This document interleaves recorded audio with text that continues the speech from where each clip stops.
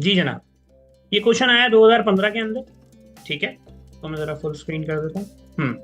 ये क्वेश्चन आया है 2015 के अंदर और ये था क्वेश्चन नंबर 2। आपको यहाँ पे उसने कुछ मल्टीपल सिनेरियो दिए थे।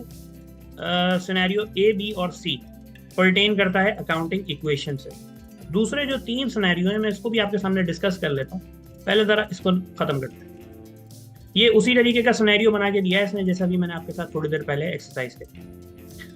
पहले उसके अंदर क्या दिया है, आप ये जो अंडरलाइन है ना, आपने ये मालूम कर the liability of a business आपने मालूम कर। एसेट्स कितने हैं उसके पास 400,000 और ऑनर इक्विटी कितनी है, यानी कि कैपिटल कितना है 180,000। अब आप इसके सारे सेंटेंस पढ़ें या आप यहाँ से देखें जहाँ से आपको कन्वीनियंस हो। दोबारा बोल रहा हूँ, जहाँ पे अंडरलाइन है वो एरिया हमें मालूम करना है। तो मैंने इसको कुछ इसी तरीके से बनाया। एसेट्स गिवन थे 400,000 के, लाइबिलिटी क्वेश्चन मार्क की और इक्विटी कितनी थी 180,000। इधर आइए जी जनाब, 400,000 के एसेट्स, इक्विटी गिवन है आपको 180,000 की, लाइबिलिटी क्वेश्चन मार्क है। क्या होगी भाई लाइबिलिटी, निकालें जरा कैलकुलेटर। सर 400,000 माइनस 180,000 का कैपिटल, तो आंसर क्या आया हमारे पास 220,000 की है हमारी लाइबिलिटी। क्लियर हो गया बच्चों, यानी कि आपकी लाइबिलिटी कितनी है 220,000। ठीक। दूसरे सिनेरियो में उसने हमें क्या दिया, दूसरे सिनेरियो में उसने हमें दिया लाइबिलिटी दी गई है 1,00,000, इक्विटी गिवन है, सॉरी लाइबिलिटी है नहीं, इक्विटी है हमारे पास 2,00,000 की और एसेट्स हमें मालूम कर। तो सर अंडरस्टूड सी बात है, ये वाला साइड हमारे पास कंप्लीट है, 300,000 का यहाँ पे कोई फिगर नहीं है, तो ये अल्टीमेटली इसी का टोटल होगा। तो ये कितना बना बच्चों 3,00,000। ठीक है 3,00,000। इधर आइए आखिरी सिनेरियो, एसेट्स हैं 200,000 के, लाइबिलिटी है आपके पास 70,000 की, आपसे कैपिटल पूछा गया है। अगर 2,00,000 के आपके एसेट हैं और लाइबिलिटी आपके पास है 70,000, इक्विटी देखें कितनी है 130,000। 130,000 ठीक हो गया। चलें जी, ये भी हो गया हमारे पास। अच्छा, अब देखो भाई, जब ये इतना स्ट्रेट फॉरवर्ड क्वेश्चन है ना, एग्जामिनर इतना प्यार से आपको नहीं लेने देगा मार्क्स, सही है ना। वो आपसे डेफिनेटली थोड़ी बहुत मेहनत करवाएगा, सही है। तो अब उसने इसके साथ आपको ना 2 चीज़ें और। अच्छा वैसे ना ये अकाउंटिंग इक्वेशन का पार्ट नहीं है, ये ज़्यादा अच्छे से तब समझ में आएगा जब आपने फाइनेंशियल स्टेटमेंट समझा हुआ होगा, खास तौर पे ये वाला, ये कॉस्ट ऑफ गुड्स सोल्ड और ग्रॉस प्रॉफिट वाला। लेकिन इसको ना चलो मैं आपको समझा सकता हूँ। देखो रेवेन्यू वो होती है जो कंपनी की इनकम, ठीक है, कंपनी की इनकम है। इधर यहाँ पर आओ, देखो रेवेन्यू, मिसाल दे रहा हूँ, रेवेन्यू है कंपनी की 100। अब कंपनी ने उस पर एक्सपेंस इनकर्ड किए, वो हैं 70 के, और आपकी बनी नेट इनकम कितनी, वो बनी आपकी 30। ठीक है, पहले तो मैं ये समझाता हूँ ये है क्या। ठीक है, यहाँ पे एक चीज और नोट कर लेना, जैसे मैं ये बात आगे जाके और बताऊँ कि अकाउंटिंग के अंदर ना माइनस का साइन नहीं, ठीक है, अकाउंटिंग के अंदर माइनस का साइन नहीं होता। अगर आपने किसी फिगर को माइनस में बताना है ना, तो आपने उस पर आगे ब्रैकेट लगाना। आप -70 नहीं लिखेंगे, ठीक है, आप इसको लिखेंगे ऐसे ब्रैकेट। अकाउंटिंग में ब्रैकेट में किसी फिगर को रखने का मकसद है कि वो अमाउंट नेगेटिव। अच्छा, अब इसको समझो। देखो रेवेन्यू वो अमाउंट है जिसको आपने अर्न तो कर लिया, लेकिन आपने अभी तक अपने एक्सपेंसेस पे नहीं किए, ठीक है। इसको आसान और समझाने के लिए सेविंग समझते हो, ठीक, सेविंग हम लोग सब करते हैं, हम सबको पॉकेट मनी मिलती है। अगर जितने भी स्टूडेंट देख रहे हैं, आप सबको पॉकेट मनी मिलती है। अब आपकी पॉकेट मनी सारी की सारी तो सेव नहीं होती ना, डेफिनेटली आप उसमें से कुछ खर्चे भी करते हैं, दोस्तों के साथ जा रहे हैं, या आप कोई अपनी मोबाइल का इजी लोड डलवा रहे हैं, अपना पैकेज करवा रहे हैं, या नेटफ्लिक्स के पैसे पे कर रहे हैं। इसी तरह जो कंपनीज होती है ना, तो कंपनी भी जब बिजनेस करती हैं तो बिजनेस करने के बाद वो जो भी पैसा कमाती है, देखें सारा का सारा पैसा वो घर नहीं लेके जाती। क्यों? क्योंकि उन्होंने उस पैसे कमाने के अंदर कुछ अखराजात भी इंकर्ड करे। एक बिजनेस है जिसका मिसाल के तौर पे हो गया रेवेन्यू लेट्स से 1 लाख का। अब वो 1 लाख पूरे के पूरे पैसे तो घर नहीं लेके जाएगा ना भाई। आपने अपने बिजनेस का गैस और बिजली का बिल भी पे करना, आपने अपने उस बिजनेस में मौजूद जो एम्प्लॉयज हैं उनकी तनख्वाहें भी देनी। सही है? अगर आपकी जगह रेंट पर है तो आपने उसका किराया भी पे करना। अब ये जो सब चीजें देने वाली है ना, इसको हम बोलते हैं एक्सपेंसेस। क्या बोलते हैं? एक्सपेंसेस। अब आपने जितना भी पैसा कमाया है, पहले तो आप वो सारा का सारा पैसा घर नहीं लेके जा सकते। आपको उसमें से कुछ एक्सपेंसेस को, अखराजात को पे करना होगा। वो तमाम अखराजात पे करने के बाद जो पैसा बचेगा वो कहलाती है आपकी नेट इनकम। हम बोलते हैं ना कंपनी का प्रॉफिट। देखो, प्रॉफिट और कंपनी की रेवेन्यू दोनों में फर्क, बहुत बड़ा फर्क है। प्रॉफिट वो होता है जिसके अंदर से कंपनी ने अपने तमाम एक्सपेंसेस को पे ऑफ कर दिया होता है। ठीक? नेट इनकम का ना दूसरा नाम है नेट प्रॉफिट। देखो, ये जो टर्म्स है ना अकाउंटिंग, ये आपको समझनी पड़ेंगी और आपको उसकी आदत डालनी पड़ेगी। सही है? आपको हर चीज के 2 या 3 नाम मिलेंगे।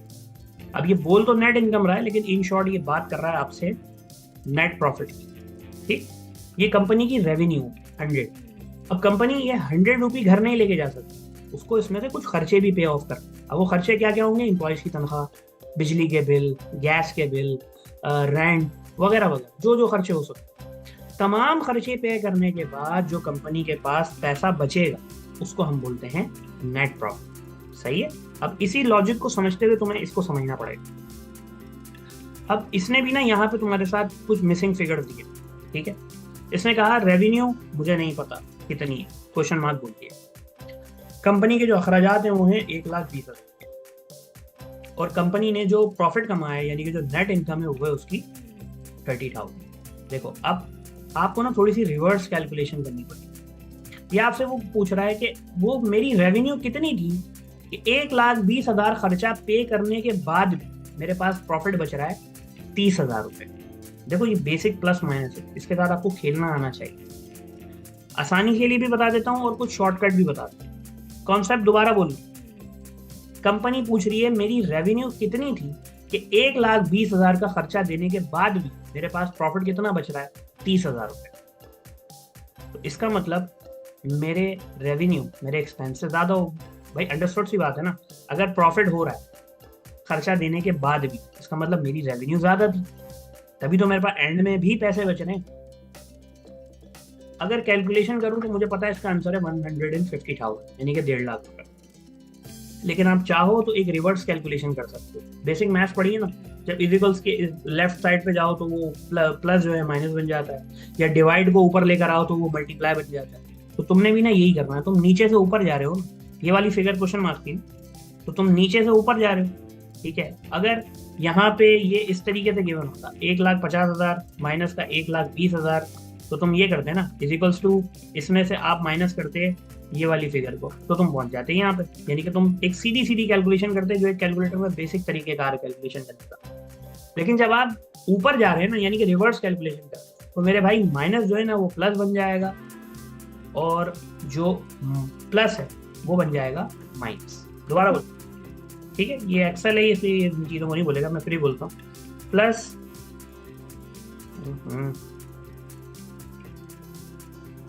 Plus becomes minus when going up। ठीक है मेरे भाई? प्लस क्या बन जाता है? माइनस जब आप जा रहे होते हैं ऊपर। इसी तरह माइनस बन जाएगा प्लस जब आप रिवर्स जा रहे हैं, यानी कि ऊपर की तरफ जा रहे हैं, रिवर्स कैलकुलेशन कर रहे हैं। तो अगर 1,20,000 माइनस में, तो आप सिंपली 30,000 के अंदर 1,20,000 माइनस करने के बजाय 1,20,000 प्लस कर, तो आप कहाँ पहुंच जाएंगे? 150,000। मुझे बताओ ये लॉजिक क्लियर हो? चलो अच्छी बात, आगे बढ़ते हैं। यानी कि इसका आंसर क्या है? 150,000। सेट हो गया। अच्छा, अब दूसरा जो उसने सिनेरियो रखा ना, वो उसने तुम्हारे साथ सही तरीके से गेम करा, ठीक। अब इसको समझना ही हुआ कैसा है। अब कंपनी को ना प्रॉफिट नहीं हुआ है, कंपनी को हुआ है नेट लॉस। कंपनी को प्रॉफिट नहीं हुआ, कंपनी को हुआ है नेट लॉस, ठीक। उसने बोला कंपनी की रेवेन्यू है 1,80,000। फिर उसने बोला मुझे नहीं पता एक्सपेंसेस कितने, बस वो बोल रहा है कि मुझे जो लॉस हुआ है ना वो हुआ है 16,000। ठीक है, कितने का हुआ है? 16,000 रुपये का। तो मैं जरा इन सबको ना अकाउंटिंग के अंदर ले जाऊँ जरा, ठीक। दोबारा, कंपनी की इनकम कितनी है? 1,80,000। और कंपनी कह रही है कि मैंने एक्सपेंसेस करने के बाद मैं चला गया लॉस के अंदर। अब आपने कमाया और आपने खर्चे इतने कर दिए कि आपका पैसा बचने के बजाय उल्टा आपकी जेब से लगे। समझ रहे हो? दोबारा बोल लो, आपने पैसा तो कमाया, कितना कमाया? 1,80,000 रुपये की आपकी रेवेन्यू हो गई, लेकिन जेब से इतना चला गया कि बजाय पैसा बचने के उल्टा जेब से लगे। अब अगेन यहाँ पे ना तुम्हें थोड़ी सी रिवर्स कैलकुलेशन करनी पड़ेगी, तुम नीचे से ऊपर की तरफ जा रहे हो, ठीक है। अब एक बात अंडरस्टूड सी है कि कंपनी के खर्चे उसकी आमदनी से ज्यादा है, ऐसा ही है। अगर मैं तुम्हारे सामने एक सिनेरियो बनाऊं कि प्रॉफिट कब हो, प्रॉफिट नीचे रखता हूं मैं लॉस,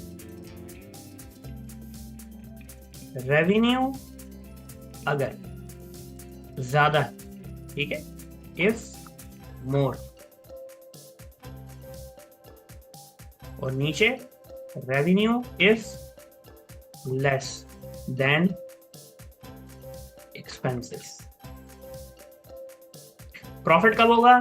जब तुम्हारी आमदनी तुम्हारे खर्चों से ज्यादा हो, और नुकसान तुम्हें कब होगा?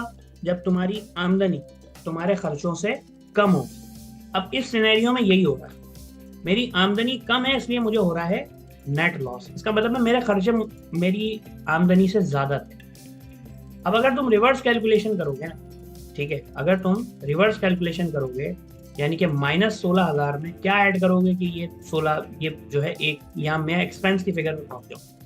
तो देखो भाई, सीधी सी बात है, रेवेन्यू अगर आपकी 1,80,000 रुपये की और आप उसके बाद खर्चा अदा करने के बाद भी आप नुकसान में गए, तो आप 16,000 को प्लस कर दो, ये कितना बनेगा? 196। और तुम यहाँ पे इसको रखो जरा 196 के अंदर, ठीक है। 1,80,000 में से अगर तुम 196,000 माइनस करो तो जो कैलकुलेटर में आंसर आएगा वो आएगा तुम्हारा माइनस का 16,000।